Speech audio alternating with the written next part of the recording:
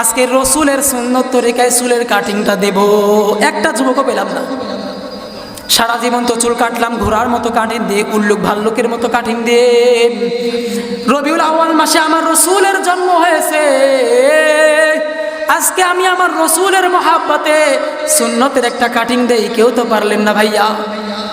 কিয়ামতের ময়দানে প্রত্যেকটা নবীকে, প্রত্যেকটা রসুলকে তার সামনে দাঁড়াইয়া বিচার করা হবে। সেই দিন যদি তোমাকে সামনে দাঁড় করিয়ে বলা হয়, ও ভাই তুমি যৌবন কালকে, এমন উলঙ্গনা বেহাইপনায় আজকে ফিতনা ফাসাদে আমাদের সমাজটা একদম বরবাদ হয়ে যাচ্ছে। এগুলো কারা করতেছে ভাইয়া? আমার আপনার ছেলেমেয়েরা করতেছে। ক্লাস 9-এ পড়ে, 10-এ পড়ে, ইন্টারে পড়ে, 18 বছর, 19 বছর, 21 বছরের যুবক মেয়ে, যুবতী মেয়ে, যুবক ছেলে, তারা কলেজে কি করে আপনি কোনোদিন খোঁজ নিয়েছেন? আপনি পিতা হয়ে কোনোদিনও খোঁজ নেন নাই। আপনি একটা ব্যর্থ পিতা। এই যে নিয়ামতগুলো আল্লাহ তাআলা দিয়েছেন, এই নিয়ামতের শুকরিয়া কেন আদায় করবেন? আপনাকে ছোট্ট একটি ঘটনা বলি, তাহলে বুঝতে পারবেন। আমাদের অক্সিজেন দান করেন কে? রিজিক দান করেন কে? আল্লাহ তাআলা। আপনাকে একটা ছোট্ট উদাহরণ দিয়ে আমি বুঝাই, তাহলে বুঝতে পারবেন। আপনার মুখ থেকে, জবান থেকে আপনি নিজের থেকে বের হয়ে যাবে আল্লাহর শুকরিয়া। অক্সিজেন কে দেন? আল্লাহ দান করেন। এবার ভালো করে লক্ষ্য করেন যে আমরা পোশাক পরি, আমরা বাসস্থান তৈরি করেছি, আমরা খাবার খাই। এবার দেখেন, পোশাক যদি আমি না পরি বাঁচতে পারবো না? বাঁচতে পারবো। একটু হালকা পোশাক পরলেও থাকতে পারবো, দামি পোশাক না পরলেও হবে। আমি রিজিকটা যদি আমি 3 বেলা পেট ভরে নাও খেতে পারি, যদি 1 বেলাও খাই, তাও আমি বেঁচে থাকবো কি না? থাকবো। এবার একটা বিষয় লক্ষ্য করেন যে অক্সিজেন এমন একটা আল্লাহ পাকের দান, যেইটা ছাড়া মানুষ কয় মিনিট বাঁচতে পারবে ভাইয়া?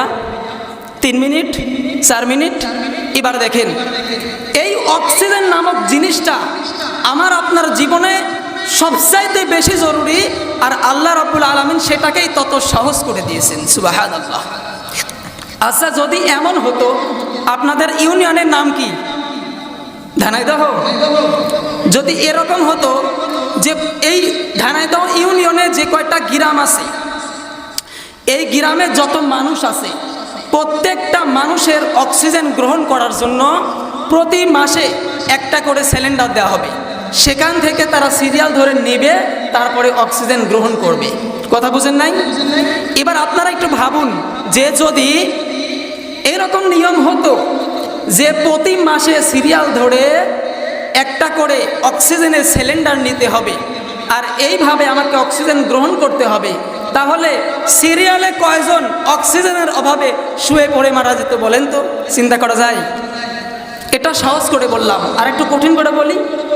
যদি এমন হতো ইউনিয়নে একটা 200 ফিট উঁচা একটা টাওয়ার থাকবে, সেই টাওয়ার থেকে একটা করে অক্সিজেনের কি আনতে হবে? সেই সিলিন্ডার আনতে হবে, আর ওখান থেকে প্রত্যেকটা মানুষ অক্সিজেন গ্রহণ করবে। তাহলে এবার বলুন তো, কতজন লোক অক্সিজেনের অভাবে মারা যেত? কেউ থাকতো? প্রতি মাসে হাজার হাজার মানুষ মারা যেত। তো আল্লাহ রাব্বুল আলামিন অক্সিজেন আমাকে দিচ্ছেন, প্রতিটা সেকেন্ডে অক্সিজেন যাচ্ছে আসতেছে, যাচ্ছে আসতেছে। কোনো রকমের অসুবিধা আছে ভাইয়া? কোনো রকমের অসুবিধা নাই। এই জন্যই তো আল্লাহ তাআলা শুকরিয়া আদায় করতে হবে। রব্বে কায়নাত কুরআন মাজিদের ভিতরে বলেন, সুম্মা লাতুসআলুন্না ইয়াওমা ইযিন আনিন নাঈম। কার কথা? আল্লাহ রাব্বুল আলামিন বলেন, সুম্মা লাতুসআলুন্না, আমি তোমাদেরকে জিজ্ঞাসা করব, আমি তোমাদেরকে জিজ্ঞাসা করব, ইয়াওমা ইযিন আনিন নাঈম, কিয়ামতের ময়দানে তোমাদেরকে আমি নিয়ামত সম্পর্কে জিজ্ঞাসা করব। কার কথা? আল্লাহর কথা। এবার দেখেন, নিয়ামত আল্লাহ তাআলা অসংখ্য অগণিত নিয়ামত আমাদেরকে দিয়েছেন।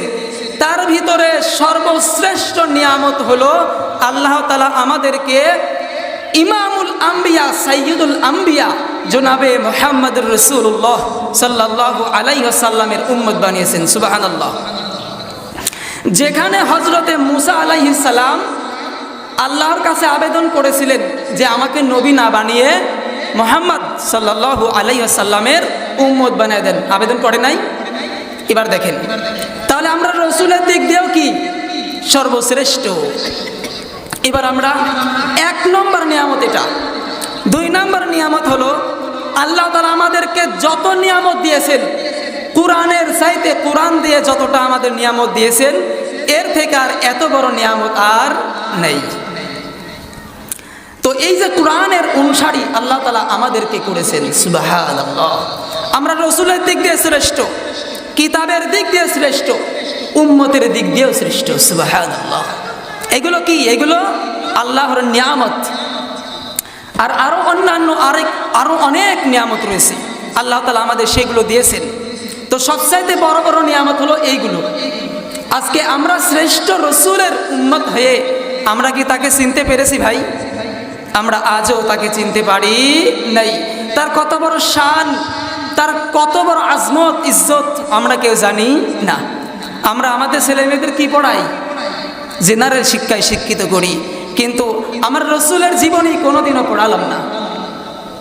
কোন নবীকে আল্লাহ তাআলা মেরাজ দিয়েছেন, এটা মেরাজের মাস। কিসের মাস? রজব মাস, মেরাজের মাস। কোন রসুলকে, কোন নবীকে মহান আল্লাহ রাব্বুল আলামিন এই মেরাজ দান করেন নাই। 7 আসমানকে পার করে সিদরাতুল মুনতাহাকে ওভারটেক করে আল্লাহ তাআলা আমাদের রসুলকে মেরাজ দান করেছেন। সুবহানাল্লাহ। তো আমরা কতটা পাওয়ারফুল, কতটা শানওয়ালা নবীর উম্মত হয়েছি। আজকে আমরা সেই রসুলের সুন্নাত বুঝি না। এই জন্যই আল্লাহ তাআলা বলেছেন নিয়ামত সম্পর্কে জিজ্ঞাসা করব তোমাদেরকে কিয়ামতের ময়দানে। তার ভিতরে আর একটা নিয়ামত হলো, এইগুলোর পরের স্থান হলো সুস্থ স্বাভাবিক স্বাস্থ্য। সুস্থ স্বাভাবিক স্বাস্থ্য, এটাও আল্লাহ পাকের একটা বড় কি নিয়ামত। একটা স্বাস্থ্য, রোগ বালা মুক্ত, ব্যাধি মুক্ত, এই সকল বিপদ আপদ থেকে মুক্ত সুস্থ একটা জীবন, এটা একটা বড় নিয়ামত। কথা বুঝেন নাই? তারপরে আল্লাহ রাব্বুল আলামিন বলতেছেন যে আমি তোমাদেরকে কিয়ামতের ময়দানে অবশ্যই কি করব? নিয়ামত সম্পর্কে জিজ্ঞাসা করব।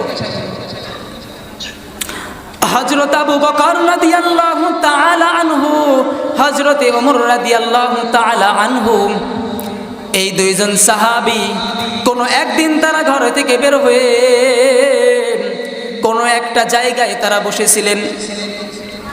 এবার হঠাৎ করে হযরত রাসূল কারীম সাল্লাল্লাহু আলাইহি ওয়াসাল্লামের সঙ্গে দেখা হয়ে গেল, সাক্ষাৎ হয়ে গেল। রাসূল কারীম সাল্লাল্লাহু আলাইহি ওয়াসাল্লাম জিজ্ঞাসা করলেন, আবু বকর, উমর, আপনারা এখানে কেন এসেছেন? তখন সাহাবীরা 2 জন বললেন, ওই রবের কসম যিনি আপনাকে সত্য সহ প্রেরণ করেছেন, ক্ষুধার যন্ত্রণায় আমরা ঘরে থাকতে পারি নাই। ক্ষুধার যন্ত্রণা আমাদেরকে ঘর থেকে বের করে এনেছে। এবার জনাবে মুহাম্মদুর রাসূলুল্লাহ সাল্লাল্লাহু আলাইহি ওয়াসাল্লাম বললেন, আমিও তো সেই একই কারণে আজকে ঘর থেকে বের হয়েছি। কোন কারণে? ক্ষুধার যন্ত্রণা। তখন নবী করিম সাল্লাল্লাহু আলাইহি ওয়াসাল্লাম সাহাবী 2 জনকে নিয়ে একজন আনসারী সাহাবীর বাড়িতে মেহমান হয়ে গেলেন। একজন আনসারী সাহাবীর বাড়িতে মেহমানদারি তিনি গ্রহণ করলেন। সেই সাহাবী বাড়িতে ছিল না, পানি আনার জন্য সে বাইরে চলে গেছে। তার স্ত্রীকে জিজ্ঞাসা করলো, তোমার স্বামী কোথায়? সে বলল, তিনি আমাদের জন্য পানি আনতে গেছেন। তিনি যখন পানি এনে ফিরলো বাসাতে, তখন তিনি দেখলেন 2 জন সাহাবী আর জনাবে মুহাম্মদুর রাসূলুল্লাহ সাল্লাল্লাহু আলাইহি ওয়াসাল্লাম তার বাড়িতে তাশরীফ এনেছেন। তখন সাহাবী খুশিতে আত্মহারা হয়ে গেল। পানির মশকটা রেখে এসে বাগান থেকে তাজা খেজুরের ঝোপা নিয়ে আসলো। রাসূলুল্লাহ সাল্লাল্লাহু আলাইহি সাল্লাম সাহাবীকে জিজ্ঞাসা করলেন, তুমি তো সেখান থেকে অল্প কিছু আনলেই পারতে। তখন সাহাবী বললেন, ইয়া রাসূলুল্লাহ, ইয়া হাবিবাল্লাহ, এটা আমি পছন্দ করি না, আমি খেজুরের বাধা নিয়ে এসেছি যাতে আপনি পছন্দ করে খেতে পারেন। এবার সাহাবী একটা বকরির বাচ্চা জবাই করলো, তখন রাসূল কারীম সাল্লাল্লাহু আলাইহি সাল্লাম তাকে নিষেধ করলেন যেন কোনো দুগ্ধবর্তী ছাগিকে মেষকে তিনি জবাই না করেন। তখন সাহাবী একটা মেষ বা একটা ছাগল জবাই করে দিল। এই ছাগল জবাই করে দেওয়ার পরে দুইজন সাহাবী এবং রাসূল কারীম সাল্লাল্লাহু আলাইহি ওয়াসাল্লাম মেহমানদারিত্ব গ্রহণ করলেন। গ্রহণ করার পরে এবার বললেন যে এই যে তোমরা আজকে পেট ভর্তি করে খানা খেলে, তোমরা বাড়ি থেকে বের হয়েছিলে খালি পেটে, এখন তোমাদের পেটটা ভর্তি করে দিয়েছেন কে? আল্লাহ তাআলা রিজিক দিয়ে ভরপুর করে দিয়েছেন। তোমরা কিয়ামতের ময়দানে সুম্মা লাতুসআলুন্না ইয়াওমাইযিন আনিন নাঈম,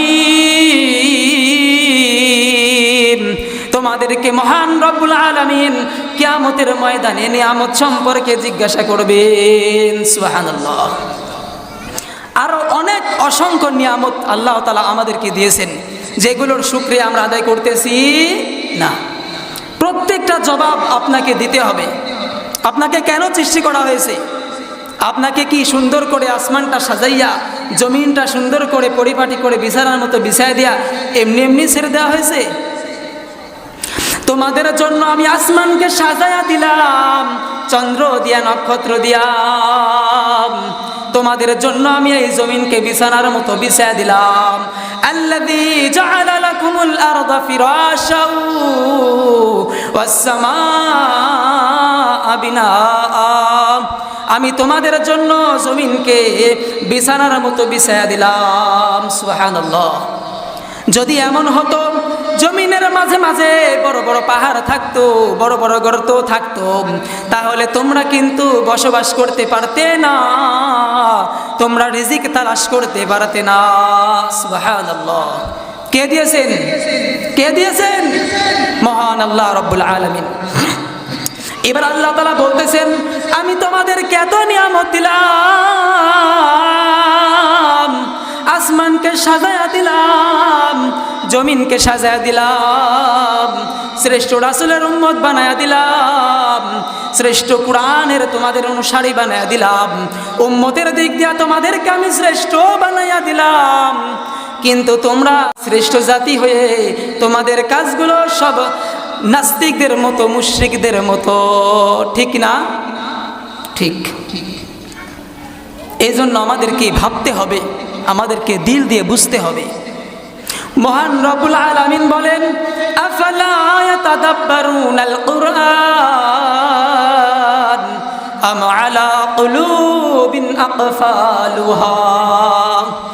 ও দিল দিল नहीं जैसे दिल में कुरान नहीं, ओ दिल मुर्दा दिल है, ओ दिल दिल नहीं है जैसे दिल में ईमान नहीं, ओ दिल दिल नहीं जैसे दिल में हबीब का मोहब्बत नहीं। ওই অন্তর অন্তর নয়, কি নয়? ওই অন্তরটা মরা অন্তর, ওই দিলটা মরা অন্তর, যে দিলে কোরআনের মোহাব্বত নেই, কি নাই? ওই দিলটা মরা দিল না ভাইয়া। যে দিলের ভিতরে আমার রসুলের মোহাব্বত নাই, ওই দিলটা কোনো দিলই না, ওটা একটা মরা দিল। কি দিল? ওই দিলটা মারা গেছে। কথা বুঝেন নাই?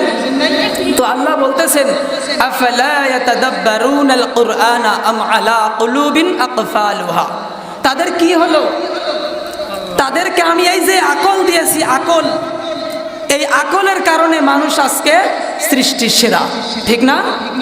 তো এই আকল যে দিলাম, এই আকল দিয়ে সে বড় বড় ডিগ্রি পাস করলো, ইঞ্জিনিয়ার হলো, ব্যারিস্টার হলো, অনেক বড় উকিল হলো, অনেক বড় ইঞ্জিনিয়ার হলো, কিন্তু কোনোদিন ছুঁয়ে দেখলো না কোরআনটা কেমন। ঠিক কিনা? কোনোদিন দেখে নাই ও। এই বিবেক দিয়ে সে কোনোদিন কোরআনকে পড়ার চেষ্টা করে নেই। এই জন্য বলতেছেন আল্লাহ, তারা কি কোরআন নিয়ে ভাবে না, চিন্তা করে না? আম আলা কুলুবিন আকফালুহা, নাকি তাদের কলবের ভেতরে তালা পড়ে গেছে? কুফলুন মানে তালা, কুফলুন মানে কি? তালা। আর আকফাল বহু বচন, কুফলুনের বহু বচন আকফালু। তো তাদের অন্তরে মনে হয় তালা পড়ে গেছে। এবার ভাইয়া আপনি ভাবেন, আপনি নিজেকে জিজ্ঞেস করেন, আপনার দিল মরা দিল না তাজা দিল? আমার আপনার দিলটা মরে গেছে, আমার আপনার দিলটা মুসলমান হয়ে মারা গেছে। আমাদের দিলের ভিতরে কোরআন নাই, আমাদের দিলের ভিতরে রাসূলের মহব্বত নাই। وسارعوا إلى مغفرة من ربكم وجنة عرضها السماوات والأرض أعدت للمتقين। কার কথা? আল্লাহ রাব্বুল আলামিন বলেন, রব্বে কায়নাত বলেন, ওয়াসারিউ ইলা মাগফিরাতিম মির রাব্বিকুম, তোমরা প্রতিযোগিতার সাথে দৌড়াও, তোমরা প্রতিযোগিতার সাথে দৌড়াও, ইলা মাগফিরাতিম মির রাব্বিকুম, তোমাদের রবের ক্ষমার দিকে দৌড়াও। কে বলেছেন? আল্লাহ বলেছেন যে তোমরা তোমাদের রবের ক্ষমার দিকে দৌড়াও। এই আয়াতটা হলো 4 নম্বর পারার 6 নম্বর পৃষ্ঠার 1 নম্বর লাইন। এই আয়াতের বাংলা অর্থ হলো তোমরা তোমার রবের ক্ষমার দিকে দৌড়াও। এবার বলেন তো, যখন আমাদের সমাজে কোনো প্রতিযোগিতার ব্যবস্থা করা হয়, ফার্স্ট প্রাইজটা নেওয়ার জন্য প্রত্যেক দল চেষ্টা করে না? চেষ্টা করে। আবার মূল একটা জিনিসকে সে পাওয়ার জন্য কতটা দ্রুত বেগে দৌড়ায়, দৌড়ায় না? দৌড়ায়। তো আল্লাহ বলতেছেন, তোমরা দুনিয়াবি মাল সম্পদ ক্ষমতা, ভালো ভালো বড় বড় আরো ক্ষমতা, বাড়ি, টাকার, এই সবের পিছনে দৌড়ায়ও না, তোমরা তোমরা দৌড়াও ইলা মাগফিরাতিম মির রাব্বিকুম, তোমাদের রবের ক্ষমার দিকে। সুবহানাল্লাহ। কে বলতেছেন? আল্লাহ বলতেছেন। এবার দেখেন, আমরা কি রবের ক্ষমার দিকে দৌড়াই না টাকার পিছনে? টাকার পিছনে দৌড়াই, ক্ষমতার পিছনে দৌড়াই, বড় বড় গাড়ি হোক, বড় বড় বাড়ি হোক, আমরা তার পিছনে দৌড়াই। ঠিক না ভাইয়া? ঠিক। তো আল্লাহ রাব্বুল আলামিন এইসব সম্পর্কেও বলেছেন, আলহাকুমুত তাকাসুর হাত্তা যুরতুমুল মাকাবির, তোমরা আজকে সম্পদের পিছনে পড়ে গেছো, তোমরা আজকে টাকার পিছনে পড়ে গেছো, তোমরা আজকে ক্ষমতার পিছনে পড়ে গেছো, আজকে তোমরা সম্পদের পিছনে ঘুরতে গিয়ে রবকে ভুলে গেছো, আখিরাতকে ভুলে গেছো। তোমরা ক্ষমতার পিছনে, সম্পদের পিছনে, সন্তানদের পিছনে, দুনিয়ার পিছনে এতটাই সময় দিয়েছো যে এই সকল দুনিয়াবী জিনিসগুলো তোমাদেরকে কিয়ামত সম্পর্কে গাফেল করে দিয়েছে। কি করে দিয়েছে? গাফেল করে দিয়েছে। কি করে দিয়েছে? গাফেল করে দিয়েছে, উদাসীন করে দিয়েছে। তো আল্লাহ তাআলা বলেন সূরা তাকাসুরে যে আলহাকুমুত তাকাসুর হাত্তা যুরতুমুল মাকাবির, এমন অবস্থায় তোমাদের মৃত্যু এসে যায়। কি এসে যায়? মৃত্যু এসে যায়। দেখেন, এরকম অনেক ঘটনা আমাদের চোখের সামনে হয় না? অনেকের ছেলে আছে, একজন সেনাবাহিনী, একজন বিডিআর, একজন বড় ইঞ্জিনিয়ার, সে বড় ফ্ল্যাট বাড়ি করছে, গাড়ি করছে, বাড়িতে রং করতেছে। কি করতেছে? বাড়িতে রং করতেছে, আর ওইদিকে মসজিদের মাইকে এলান হয়ে গেছে। হয় না? এমন হয় না? বাড়িতে রং করতেছে, খাট বিছানো শেষ, এখন খালি সে রেডি করা বিছানায় শুবে, গদির উপরে শুবে, আর এমন সময় এলান হয়ে গেছে কোথায়? মসজিদের মাইকে। তো আল্লাহ এটাই বোঝাতে চাচ্ছেন যে তোমার এই সম্পদের পিছনে, ক্ষমতার পিছনে, দুনিয়ার পিছনে ঘুরতে ঘুরতে ঘুরতে ঘুরতে এতটাই গাফেল হয়েছে যে এমন অবস্থায় তোমাদের মৃত্যু এসে যায়, মাকাবির, কবিরে চলে যাও, তোমরা টেরও পাও না। এমন অনেক ঘটনা হয় না? অনেক ঘটনা আমরা চোখের সামনে দেখেছি। এই সম্পদ, ক্ষমতা, সন্তান, এইগুলোর পিছনে ঘুরতে গিয়ে কিয়ামতের সম্পর্কে আমরা গাফেল হয়ে গেছি। আল্লাহ রাব্বুল আলামিন বলেন, উলাইকা হুমুল গাফিলুন, উলাইকা হুমুল গাফিলুন, তারা সবাই গাফেল। তারা কি? কিয়ামত সম্পর্কে সবাই গাফেল। আল্লাহর সামনে দাঁড়াতে হবে এ সম্পর্কে তারা গাফেল, তারা উদাসীন, তারা বোঝে না, তারা জানে না, সে দিল দিয়ে ভাবতে চায় না, বুঝতে চায় না। এই জন্য ভাইয়া আপনাদেরকে আমি অনুরোধ করি যে নিজের দিলকে বুঝাতে শিখেন, নিজের দিলকে নিজে প্রশ্ন করেন, আমি কোন নবীর উম্মত? আমি মানুষ না জানোয়ার? আমার স্বভাব, আমি শ্রেষ্ঠ রসুলের উম্মত হয়ে আজকে এমন আমার আচরণ হয়েছে পশুকে হার মানায়। আজকে আমাদের সমাজে জেনা, বেবিচার, ফিতনা, ফাসাদ, জুয়া, মদ, এমন উলঙ্ঘনা, বেহাইপনায় আজকে ফিতনা ফাসাদে আমাদের সমাজটা একদম বরবাদ হয়ে যাচ্ছে। এগুলো কারা করতেছে ভাইয়া? আমার আপনার ছেলেমেয়েরা করতেছে। ক্লাস 9-এ পড়ে, 10-এ পড়ে, ইন্টারে পড়ে, 18 বছর, 19 বছর, 21 বছরের যুবক মেয়ে, যুবতী মেয়ে, যুবক ছেলে, তারা কলেজে কি করে আপনি কোনোদিন খোঁজ নিয়েছেন? আপনি পিতা হয়ে কোনোদিনও খোঁজ নেন নাই। আপনি একটা ব্যর্থ পিতা, আপনি একটা ব্যর্থ পিতা। হযরতে নূহ আলাইহিস সালাম যখন আল্লাহ তাআলা প্লাবন দিলেন, নিচ থেকে পানি তুললেন, উপর থেকে পানি বর্ষালেন, তখন তার ছেলের নাম কেনান। শুনেন নাই গল্প? সে যখন তার মায়া লাগতেছিল ছেলের জন্য, আল্লাহকে বলতেছিল, আল্লাহ আমার তো ছেলে, আমারই তো পরিবারের একজন, আমার তো মায়া লাগেই। আল্লাহ রাব্বুল আলামিন কি জবাব দিয়েছিলেন? ইন্নাহু লাইসা মিন আহলিক, সে তোমার পরিবারের কেউ না। এবার দেখেন আল্লাহ তাআলা এখানে কিন্তু সাধারণভাবে বলতে পারতেন সে তোমার সন্তান না, তোমার পরিবারের কেউ না, কিন্তু আয়াতে শুরুতে আল্লাহ দিয়েছেন ইন্না। ইন্না মানে অবশ্যই, অবশ্যই ও তোমার পরিবারের কেউ না, ও তোমার পরিবারের কেউ না। ওটা কি নূহ আলাইহিস সালামের সন্তান ছিল না? ছিল। তো আজকে দেখেন আমাদেরও সন্তান আছে, আমাদেরও সন্তান আছে, কিন্তু আমাদের সন্তানরা এমন আখলাকে তারা জীবন করতেছে, পরিচয় দিতে লজ্জাবোধ হয় কি না?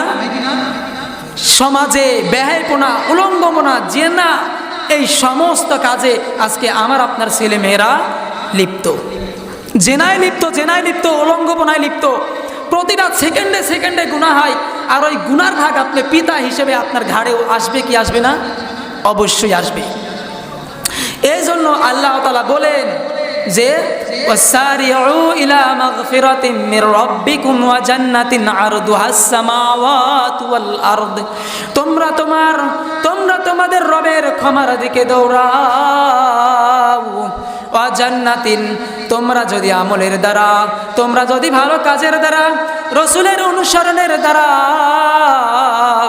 রবের কাছে আসো, মালিকের কাছে আসো, তোমাদেরকে দিয়ে দেব একটা নিয়ামতে ভরপুর করা একটা জান্নাত নামক বাগান। সুবহানাল্লাহ। যদি ক্ষমার দিকে আসো, আল্লাহর দিকে দৌড়ে আসো, তোমাদেরকে আল্লাহ তাআলা কি দিবে? জান্নাত দিবে। সেই জান্নাতের প্রশস্ততা, দৈর্ঘ্যতা কত বড়? আরদুহাস সামাওয়াতু ওয়াল আরদ, এই জমিন থেকে আসমান বরাবর। সুবহানাল্লাহ। এত বড় জান্নাত, এর চাইতেও বড় হতে পারে, বড় হবে। এটা আমাদের যদি আল্লাহ তাআলা অন্য একটা উদাহরণ দিয়ে বুঝাতেন তাহলে আমরা বুঝতাম না। আমরা এই আকাশ আর জমিন দেখতেছি, এই উদাহরণটা বুঝবো, এই জন্য আল্লাহ এটাই দিয়েছেন। আরো কত বড় হবে সেটা কে জানেন? আল্লাহ জানেন। কত বড় জান্নাত দিবেন, কথা বুঝেন নাই? উইদ্দাত লিল মুত্তাকিন, আর এটা তৈরি করা হয়েছে এত বড় নিয়ামতে ভরপুর জান্নাত। নিয়ামতে ভরপুর করা জান্নাত কাদের জন্য তৈরি করা হয়েছে? আল্লাহ রাব্বুল আলামিন বলেন উইদ্দাত লিল মুত্তাকিন, মুত্তাকিদের জন্য এইরকম জান্নাত আমি তৈরি করে রেখেছি। সুবহানাল্লাহ। এবার ভাইয়েরা আমার, মুত্তাকি হওয়ার জন্য কি জিনিসের প্রয়োজন হয়?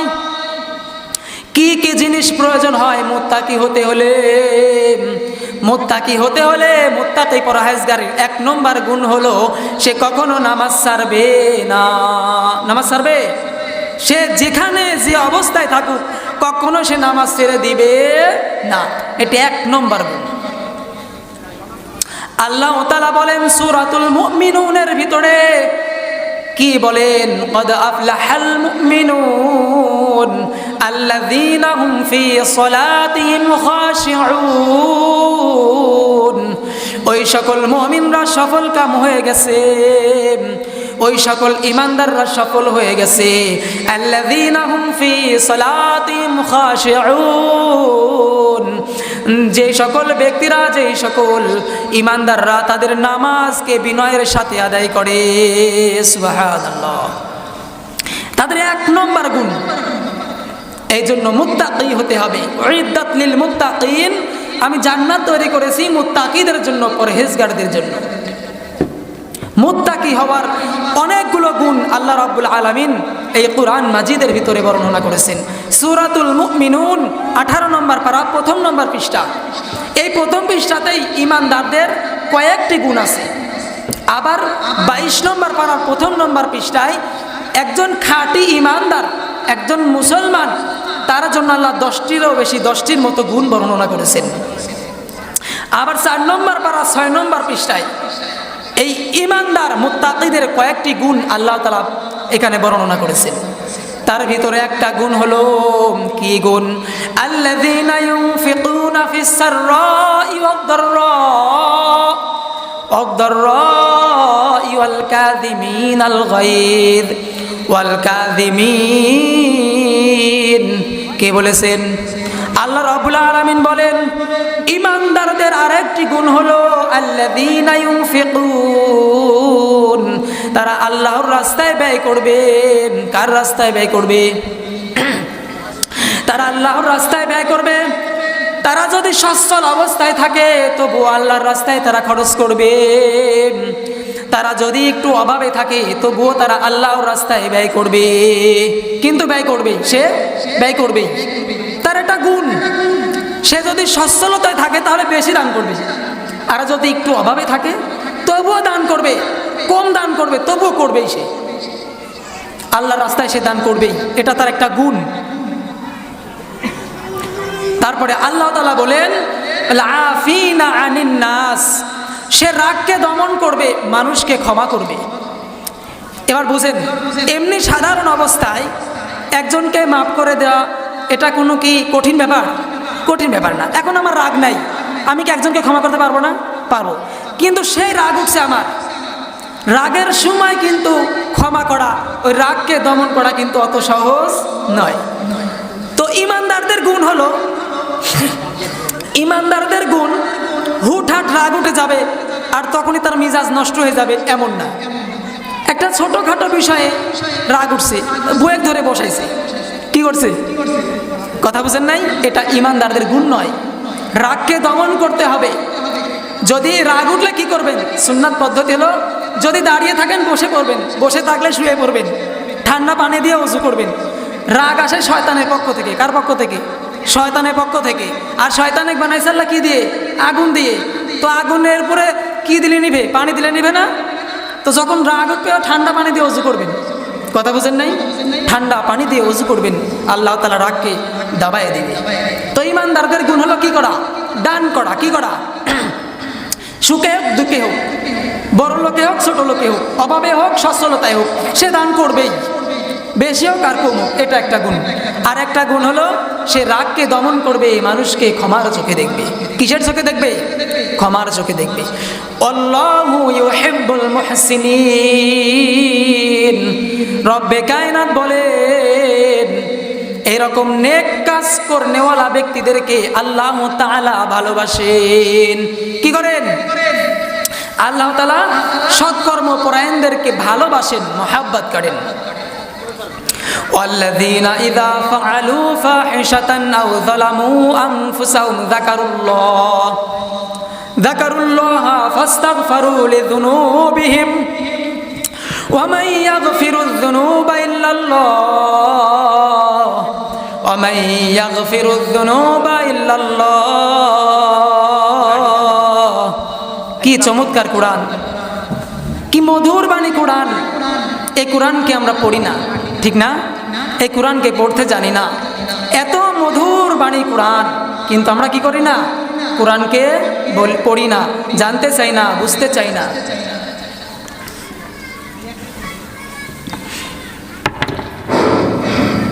মাইক অপারেটর আপনি যেখানে থাকবেন মঞ্চে আমু এটি আগে ওইটি পরে আউটার ইন সাথে খাবে তো আল্লাহ তাআলা আমাদের যে কোরআন দিয়েছেন, এই দুনিয়ার বুকে যত বই আছে, যত কিতাব আছে, কোনো কিতাব কি পড়লে এত শান্তি পাওয়া যায়? আপনি যদি 1 ঘন্টা বাংলা পড়েন, ইংলিশ পড়েন, তাহলে কি আপনার ভালো লাগবে? ভালো লাগবে না। কিন্তু আল্লাহ রাব্বুল আলামিন কোরআনকে কত সুন্দর চমৎকার করে, এই কোরআনকে কাফেররাও শুনে বলেছিল। কাফেররা কি বলেছিল? কাফেররা শুনেও বলেছিল যে আহ কি মধুর কোরআন, এটা মানব রচিত, মানুষের তৈরি কোনো কিতাব হতে পারে না। এটা এমনই এক কোরআন, এমনই এক বাণী, এটা কোনো কবিতার লেখকের কবিতা নয়, কবিতা নয়, এটা কোনো গণকের তার লেখা এই শের কবিতা নয়, কোনো জাদুকরের জাদুকরী বাক্য নয়, এটা মহান রব্বুল আলামিনের পক্ষ থেকে এক বিশেষ কুরআন নামক মধুর বাণী দিয়ে আল্লাহ তাআলা আমাদেরকে ধন্য করেছেন। সুবহানাল্লাহ, কি সুন্দর করে দেওয়া দেখেন না। আর রহমান আল্লামাল কুরআন খালাকাল ইনসান, আছে না নাই? কত সুন্দর বাণী আল্লাহর, এত চমৎকার বাণী আমরা কি করি না, কোনোদিন পড়েও দেখলাম না। একটা গল্প শোনাই। হাসান বসরি রহমাতুল্লাহি আলাইহির জামানায় এক হাসান বসরি রহমাতুল্লাহি আলাইহি এক কবরের পাশ দিয়ে যাচ্ছেন, হেঁটে যাচ্ছেন। তো কবর থেকে, সবাই শুনতেছেন, মনোযোগ দিন। তিনি কবরের পাশ দিয়ে যাচ্ছেন, হঠাৎ একটা কবর থেকে সুন্দর ফুলের ঘিরান আসতেছে। তখন তিনি লোকজনকে ডেকে বললেন, এই কবরটা কার, যেখান থেকে সুন্দর ঘিরান আসতেছে? তখন গ্রামের কিছু লোক বলল, অমুক বাড়ির অমুক ব্যক্তি। তখন হাসান বসরি রহমাতুল্লাহি আলাইহি, হাসান বসরি রহমাতুল্লাহ আলাইহি কে জানেন তো? আবার বিখ্যাত তাবেঈ, যুগের শ্রেষ্ঠ আলেম বুজুর্গ, বিশাল বড় পণ্ডিত আলেম এবং বুজুর্গ এবং ওলি, হাসান বসরি তাবেঈ। তো তিনি সেই বাড়িতে গেলেন। যাওয়ার পরে বাড়িতে নক করার পরে একটা মেয়ে বের হলো, 12-13 বছর বয়স। তখন সে তার মেয়েকে জিজ্ঞাসা করলো, তোমার পিতার কি এমন আমল ছিল যার কারণে তার কবর থেকে এত সুন্দর ঘিরান আসতেছে? তখন ওই ছোট্ট মেয়েটি বলেছিল, আমার বাবা কোনো বড় আলেম নয়, আমার বাবা শিক্ষিতও নয়, আমার বাবা একজন কৃষক, একজন সাধারণ মানুষ। তো কি আমল ছিল তোমার পিতার? তখন সেই ছোট্ট মেয়েটি বলল, আমার পিতা বাজার থেকে একটা কোরআন কিনে নিয়ে এসে বাড়িতে রেখেছিল। সে কোরআন পড়তে পারতো না, কোরআন পড়তে পারতো না। তো আমি দেখেছি প্রতিদিন রাতে অজু করে সুন্দর করে কোরআনটা খুলে সুন্দর করে অজু করে কোরআনটা খুলে আর আয়াতের উপরে দিয়ে হাত বুলাই আর বলে, এটা আমার মালিকের আয়াত, এটা আমার রবের কালাম। সুন্দর করে অজু করে সে কোরআনকে এইভাবে খুলে বলে, এটা আমার রবের আয়াত, এটা আমার মালিকের বাণী। সুবহানাল্লাহ। সে কোরআন পড়তে পারতো না, সে কোরআনকে এতটাই মহাব্বত করেছিল, আজকে তার কবর থেকে কোরআনকে মহাব্বত করার কারণে সুন্দর ঘিরান আসতেছে। সুবহানাল্লাহ। আমরা এখনো জীবিত আছি, যদি আমরা কোরআনকে পড়তে পারি, যদি কোরআনকে আমার দিলে ধারণ করতে পারি, আমার কি মনে চায় না, আমার কি মনে চায় না আমি একজন হাফেজে কোরআনের পিতা হই? আমার কি মনে চায় না আমি একজন হাফেজে কোরআনের মা হই? ও ভাই, তোমার কি মনে চায় না তুমি একজন আলেমের, তুমি একজন হাফেজের দাদা হও না না হও? তোমার কি মনে চায় না তুমি নিজে কোরআন করতে পারো না? তোমার পড়ার সময় চলে গেল, তুমি পারো না, তুমি কি পারো না কোরআনের মাহফিলে বসতে? তুমি কি পারো না যারা কোরআন তেলাওয়াত করে তার পাশে বসে কোরআন তেলাওয়াত শুনতে? তুমি কি পারো না, তোমার পড়ার সময় চলে গেল, তুমি কি পারো না একজন হাফেজে কোরআনের দাদা হতে? কোরআনকে পড়ে দেখেন, কোরআনকে বুঝে দেখেন কতটা মধুর বাণী। এই পৃথিবীর জমিনে কোনো কালে, কোনো যুগে, কোনো ব্যক্তি, কোনো জাতি কেউ বলতে পারবে যে কোনো একটা বইকে সম্পূর্ণ বই মুখস্থ করে মাথার ভিতরে রাখছে? কেউ বলতে পারবে? কেউ বলতে পারবে না। আর এই কোরআনকে সর্বযুগে সর্বকালে কত মুসলমানদের এই দিলের ভিতরে কোরআনকে সূরা ফাতিহা থেকে শুরু করে সূরা নাস পর্যন্ত পুরা কোরআনকে হেফজ করে দিলে রাখছে। পূর্বেও ছিল, রসুলের জামানায়ও ছিল, তাবেঈদের জামানায়ও ছিল, এখনো আছে, কিয়ামত পর্যন্ত থাকবে ইনশাআল্লাহ। এমনই এক মধুর বাণী, এমনই এক বৈশিষ্ট্য মণ্ডিত কোরআন। এই কোরআনের একটা বৈশিষ্ট্য, কোরআনের যে কত বৈশিষ্ট্য আছে এই বৈশিষ্ট্যগুলো বলে ফুরানো যাবে না। একটা কাফের নাম কি? কাফের। এই কাফের নাম হলো ওয়ালিদ ইবনে মুগীরা। ওয়ালিদ ইবনে মুগীরা। এই ঘটনাটি আছে সূরা মুদ্দাসিরে 29 নম্বর পারায়, সূরা মুদ্দাসির। এই সূরাতুল মুদ্দাসিরের ভিতরে এই কাফেরের একটা ঘটনা আছে, সুন্দর চমৎকার ঘটনা। কোন একদিন রাসূল করিম সাল্লাল্লাহু আলাইহি ওয়াসাল্লাম কোরআন তেলাওয়াত করতেছিলেন, বা কোনো এক সাহাবী এই কোরআন তেলাওয়াত করতেছিলেন।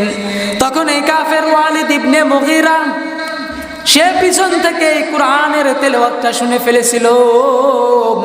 সে কোরআনের তেলাওয়াত শোনার পরে তার জাতির কাছে গিয়ে, তার কওমের নিকটে গিয়ে বলেছিল, আমি এমন এক বাক্য শুনেছি, এমন এক কালাম শুনেছি, এটা দুনিয়ার মানুষের লেখা কোনো বাক্য হতে পারে না। কে বলতেছে? কাফের। কে বলতেছে? কাফের। কাফের। ওই কাফের কোরআনের তেলাওয়াত শুনে সে বলতেছিল তার জাতির কাছে, তার কওমের গোষ্ঠীর কাছে গিয়ে বলতেছে, আমি এক এমন কোরআনের তেলাওয়াত শুনেছি যে এইটা দুনিয়ার কোনো মানুষের রচিত হতে পারে না।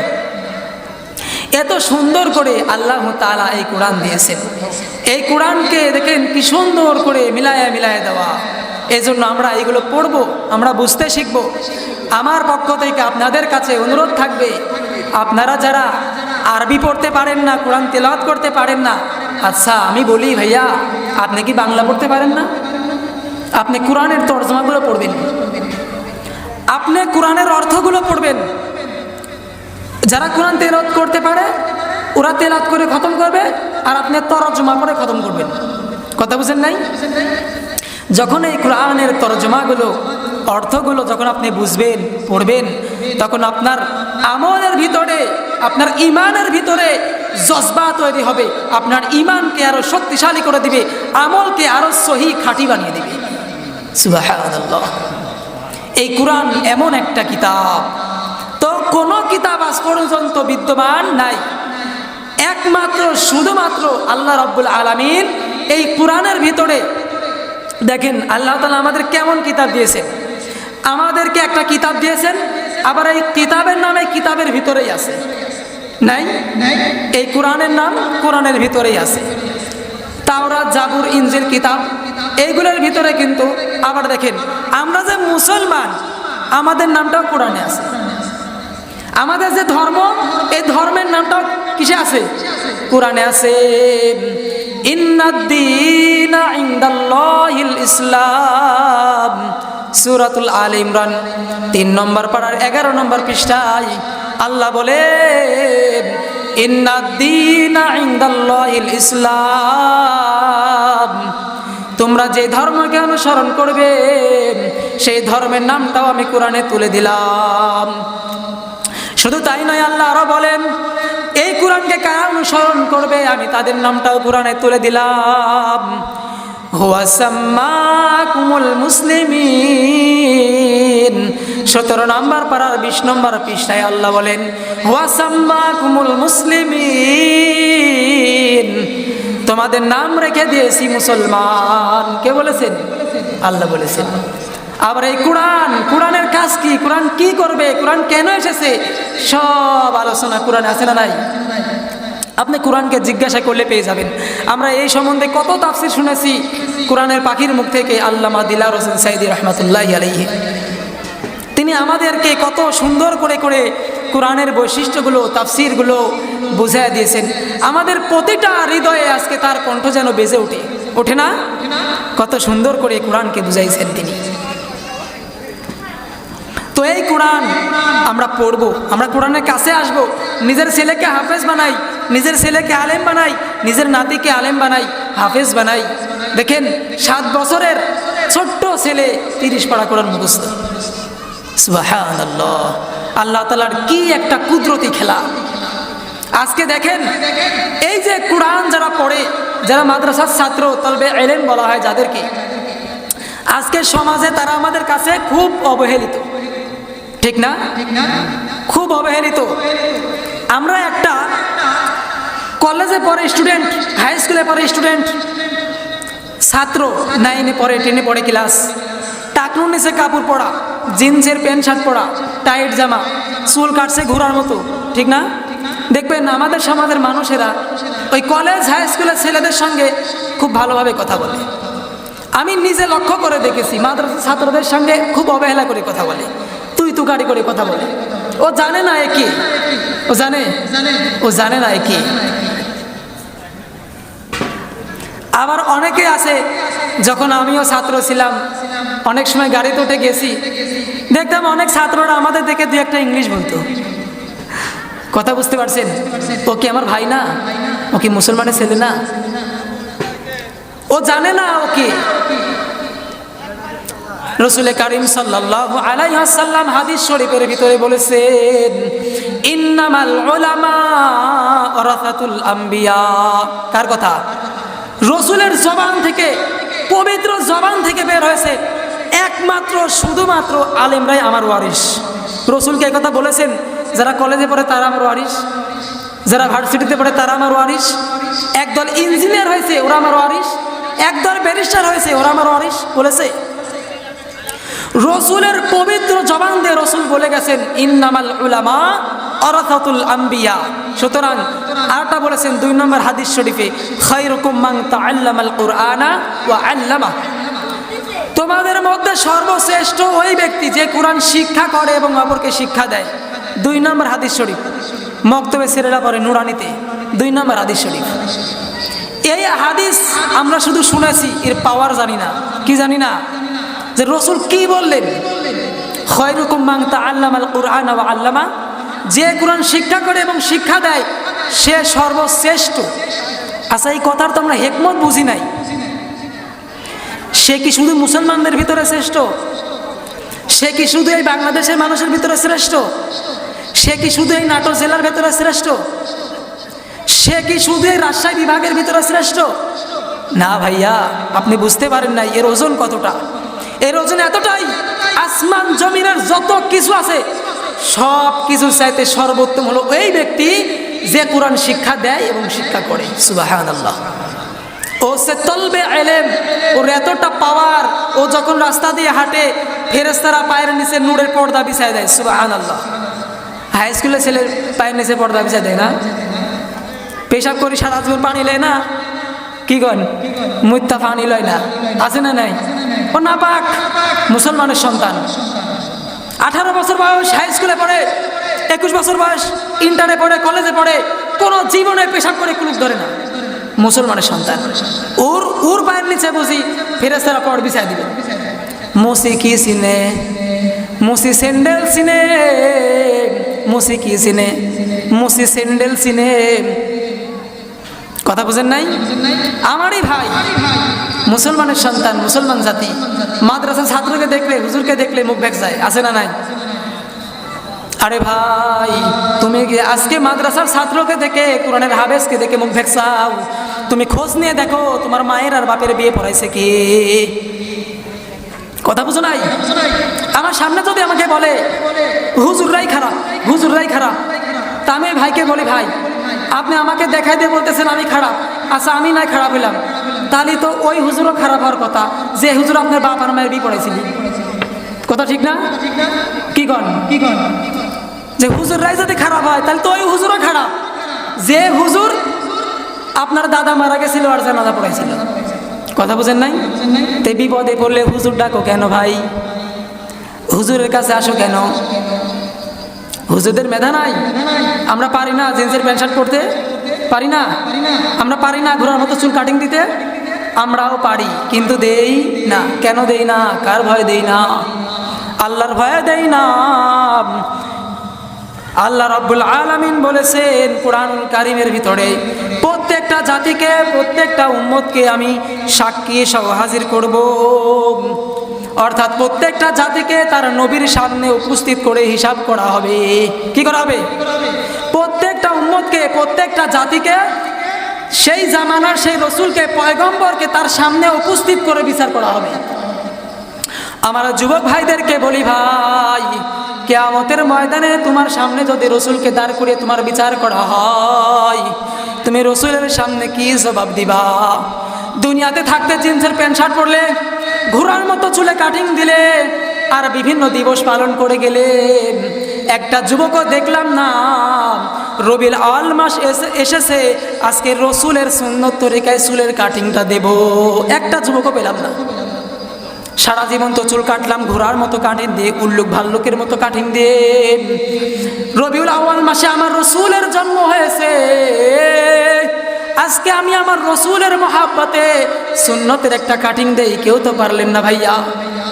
কিয়ামতের ময়দানে প্রত্যেকটা নবীকে, প্রত্যেকটা রসুলকে তার সামনে দাঁড়াইয়া বিচার করা হবে। সেই দিন যদি তোমাকে সামনে দাঁড় করিয়ে বলা হয়, ও ভাই, তুমি যৌবন কাল কেমনে পার করলে? তোমাকে যৌবন দিয়েছিলাম 15 থেকে 40 বছর বয়স, তুমি 40 বছর শুধু বেরিয়ে টানলে। তুমি এই 40টা বছর, এই 25টা বছর যৌবনে, 25টা বছর তুমি মেয়ের পিছনেই ঘুরলে। কি জবাব দিবা? রসুলের সামনে দাঁড়ায় কি জবাব দিবেন ভাইয়া? বলতে পারবেন? আহা, রসুল যদি বলেন, উম্মত, তোমার আমল নামাতে তুমি এই নিয়ে আসলা, আমি দুনিয়াতে থাকতে, আমি রসুল, আমি সর্বশ্রেষ্ঠ রসুল হয়ে আমি তায়েফে কত না মার খেলাম, কত না রক্ত ঝরাইলাম তোমাদের জন্য, রক্ত ঝরে আমার জুতা আটকে গেল। উহুদের ময়দানে আমি দাঁত ভাঙলাম,